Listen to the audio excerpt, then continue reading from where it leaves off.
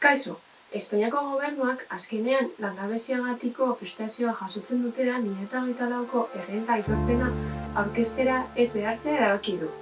Aitorpen hori aurten aurkeztu behar zen eta horrela langabeziagatiko subsidioaren erreforman jasotako eskakizun hori atzeratzen erabaki du. Gobernu iturriek Europa Pressi baieztatu diotenez. Hala zehazten da estatuko enplegu zerbitzu publikoan argitaratu duen inskripzioan. Langabezia prestazioaren eskatzaile eta onuradunek PFEZ-ak aitorpena aurkezteko betebeharren aplikazioari buruz. Hasiera batean Espainiako gobernuak aurreikusita zuen zerga betebehar hori 2025ko ekitaldian aplikatzea.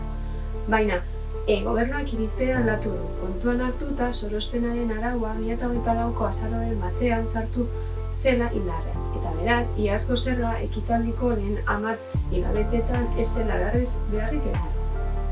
Bestalde, txostenaren arabera, enpresen ehuneko 22 esportazioak hobetu dituzte azken urtean, baina ehuneko 28 beherakada izan dute.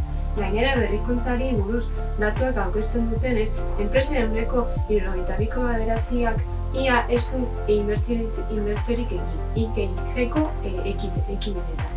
Eta diru-sarreren ehuneko 1 baino gutxiago bideratzen du horretara.